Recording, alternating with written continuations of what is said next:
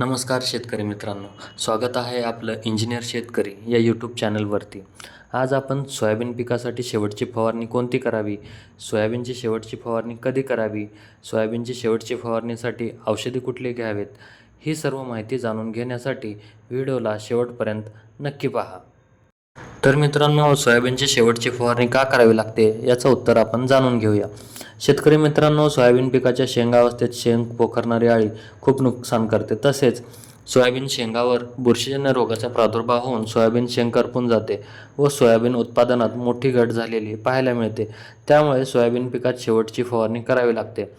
तसेच सोयाबीन पिकाच्या शेंग अवस्थेत विद्राव्य खतांचा वापर करून आपण सोयाबीन पिकासाठी अन्न पुरवठा करू शकतो. त्यामुळे शेंग टपोरी होऊन वजनदार होते आणि उत्पादन वाढलेले पाहायला मिळते.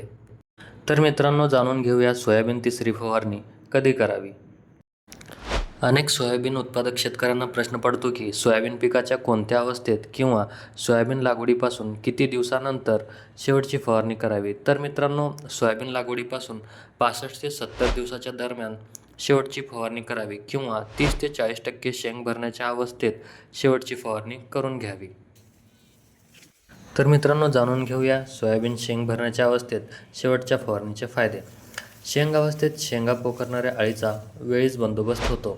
सोयाबीन शेंग टपोरी होण्यासाठी तिसरी फवारणी खूप महत्त्वाची आहे. सोयाबीन शेंगातील दाणे टपोरे आणि वजनदार होतात. सोयाबीन दाणे चामदार होतात आणि बाजारभाव चांगला मिळतो. सोयाबीन तिसऱ्या फवारणीत विद्राव्य खत वापरल्यास सोयाबीन शेंग भरण्यासाठी अन्न पुरवठा चांगला होतो. सोयाबीनच्या शेवटच्या फवारणीच्या वेळेस पुढील प्रमाणे काळजी घ्यावी. सोयाबीन तिसऱ्या फवारणीसाठी स्वच्छ पाणी वापरावे.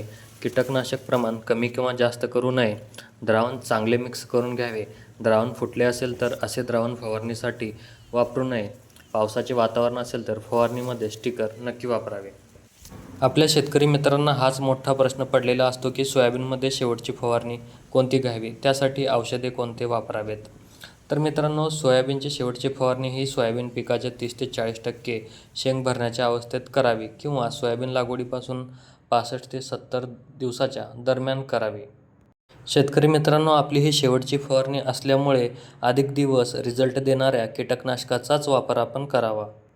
सोयाबीनच्या शेवटच्या फवारणीसाठी कीटकनाशक म्हणून क्लोरॅन्ट्रो निलिप्रोल घटक असलेले कोरॅजन 6 मिली प्रति पंप किंवा ॲम्प्लिगो 10 मिली प्रति पंप याप्रमाणे घ्यावे.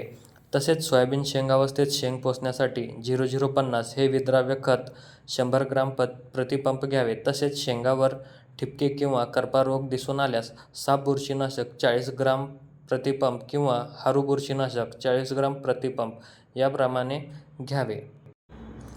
तर मित्रांनो, सोयाबीनची शेवटची फवारणी ही शेंग अवस्थेत किंवा लागवडीपासून 65 ते 70 दिवसानंतर करावी.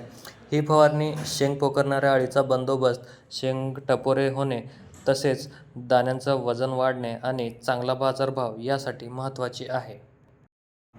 तर मित्रांनो, व्हिडिओ आवडल्यास लाईक आणि सबस्क्राईब नक्की करा.